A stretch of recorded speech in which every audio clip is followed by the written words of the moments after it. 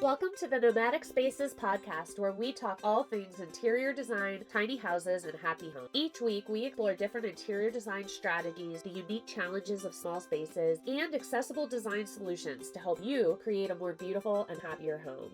Whether you're a fellow tiny house dweller or simply have an interest in interior design, this show has something for you.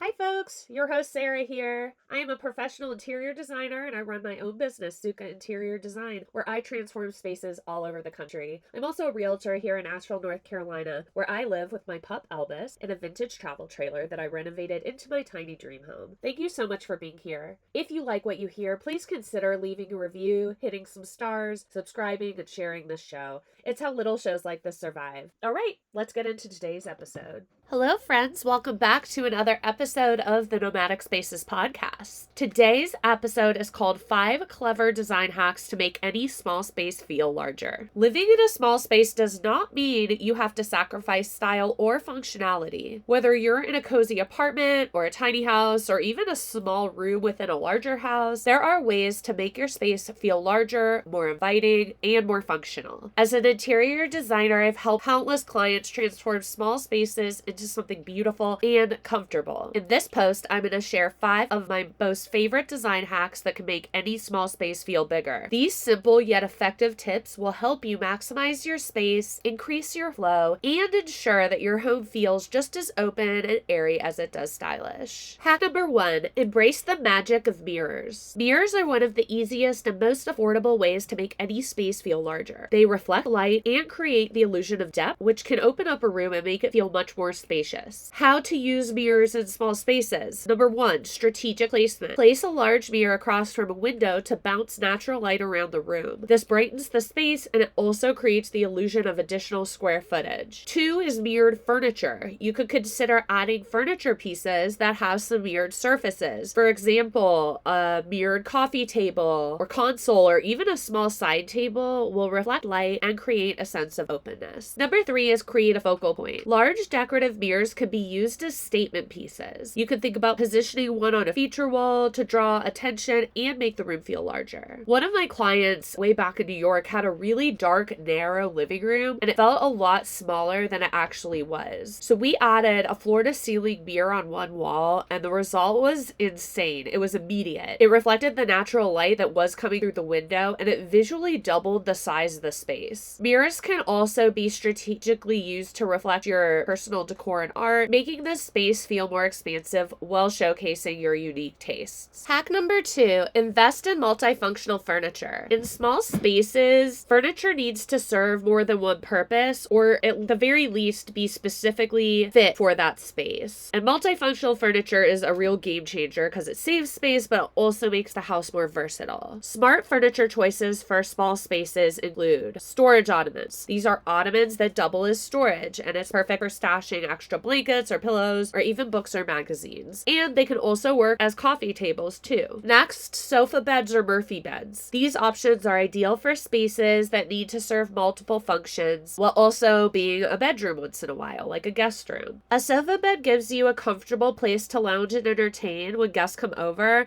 and it can transform into a bed without taking up space. Foldable tables and chairs. Think about drop leaf tables or expandable dining tables or foldable dining chairs that can be tucked away when not in use. Wall-mounted desks. For a home office in a small space, wall-mounted desks could be a great solution. They fold away when they're not in use and free up that floor space. I had a client in New York living in a 1-bedroom apartment where the living room also doubled as their office space, which is super common, especially this was pre-pandemic, but post-pandemic, really common issue. And what we did in that case is we found a wall-mounted desk, might have even been from IKEA, I can't remember, something like that, and it had a fold-out feature, so it could easily be tucked away when she wasn't using it. And it even had a shelf where she could leave some stuff like her pens and stuff like that. So she just took her laptop off and folded the desk down, and it gave her the flexibility of like having a designated office space, but it didn't take up the entire room when she didn't need it to. Hi friends, I hope you are enjoying this show. Listening to podcasts and reading blogs like this is a great way to gain knowledge.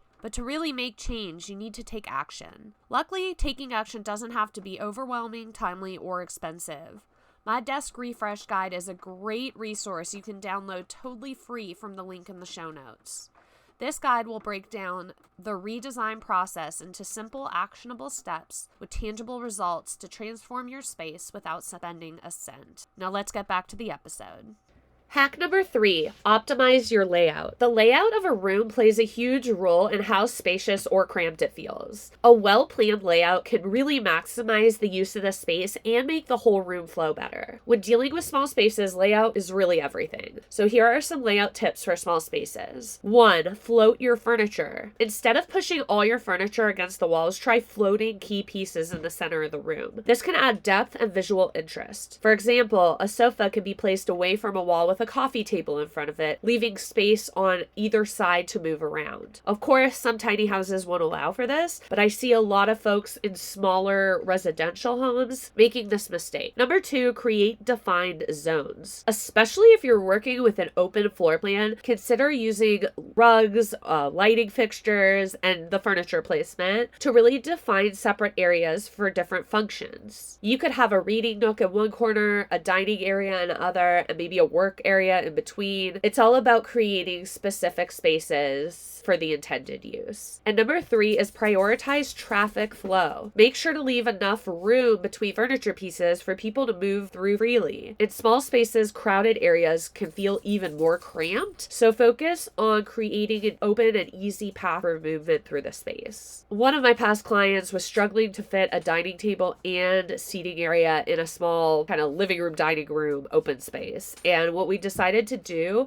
was place a narrow dining table along one wall with a small sofa across from it. And we added a rug underneath the sofa and another one underneath a table, which really helped kind of create separate zones and made the space feel more organized. Hack number 4, play with color and light. The right colors and lighting could dramatically affect how large or small a space feels. Light, airy colors and well thought out lighting can make a small room feel more open and inviting. So here are some tips for using color and light. 1, use light colors. This isn't a rule, but I think it is a lot more accessible for folks, especially in small spaces. So I recommend using light colors, especially in the case of DIY. If you're considering a dark or bolder color in a small space, consider reaching out to a pro, at least for a color consultation, just to make sure that, you don't want the space to feel like a cave. Or maybe you do, and if that's your vibe, go for it. So my recommendation that's the most accessible for people is just think about light colors. So whites, light grays, soft blues, even pastels, light pinks are very in. They really reflect light and open the space up. Again, if you're thinking about darker, saturated colors, they can potentially make a small room feel even smaller. So either reach out to a pro if you aren't sure, or if that's your intention, then you're good to go. Next is layered lighting. Good lighting is so underrated, and it really is a key to creating a sense of openness. So think about using a combination of ambient lighting, which is like overhead light, task lighting, which is table lamps, desk lamps, that type of thing,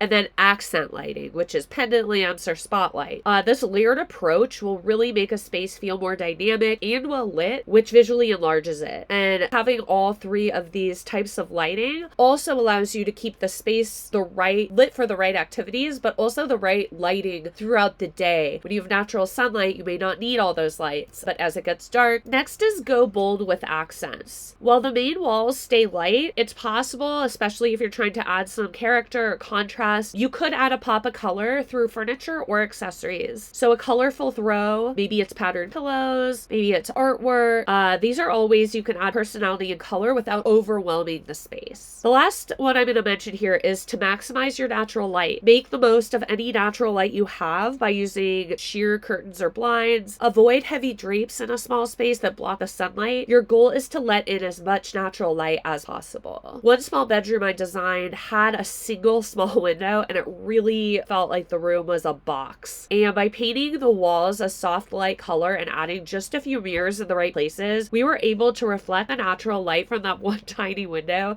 and it made the room feel so much brighter and bigger. So there are ways, again, I know with natural light, you could get hung up on like the windows are the windows. Without structural change, it is what it is. But again, there's ways to use your window coverings, your mirrors, this type of thing to bounce light around within that restriction. Hack number 5 is go vertical. When you're working with limited floor space, think vertically. So utilize your walls for storage and decor, and it's one of the easiest ways, especially in a small space, to make the room feel larger. Here are some ways to use your vertical space. One is wall shelves. You can install floating shelves high up on the walls to store books or plants or decorative items, even above windows. These add storage without taking up additional floor space. Number 2, tall furniture. Choose furniture pieces that are taller rather than wide. So maybe it's taller bookcases or cabinets or storage units that will give you plenty of space to store items while drawing the eye upwards, which creates a sense of height in the room. Number 3, pegboards and hooks. For kitchens, bathrooms, entryways, even offices, pegboards and hooks can freely store up everyday items like keys or utensils or even hats. And this really keeps things off the floor, frees up space in the closet. Number 4 is vertical storage in the kitchen. You can use wall-mounted racks to store your kitchen tools, or consider installing cabinetry that goes all the way up to the ceiling. In one apartment I worked on, a client had a small bathroom with extremely limited storage. We installed floating shelves above the toilet for extra towels and toiletries, and a tall, narrow linen cabinet in the very corner beside the sink. This added a ton more storage space while still feeling open.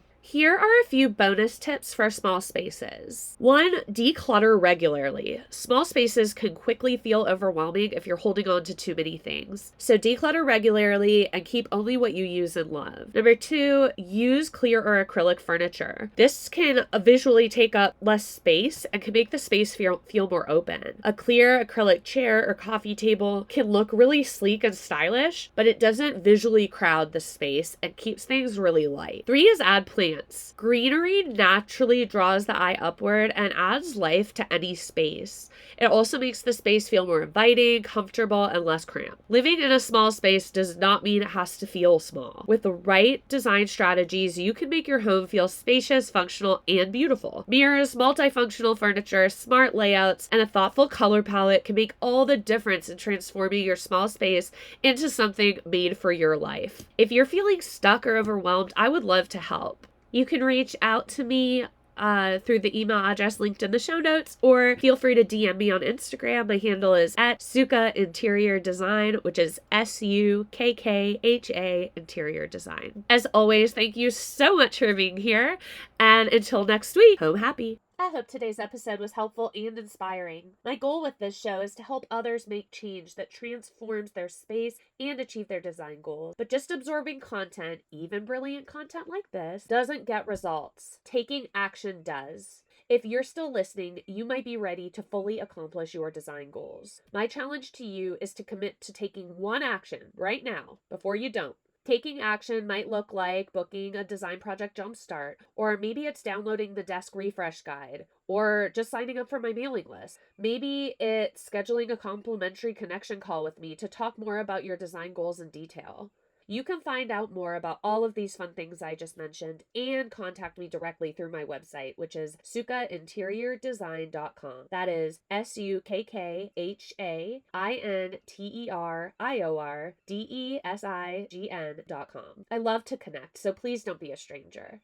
As always, thanks for being here and being a part of this community. If you liked what you heard, please take a second to review, subscribe, and share with your friends and family. It's truly the easiest way to support me and this podcast. Until next week, take care and home happy.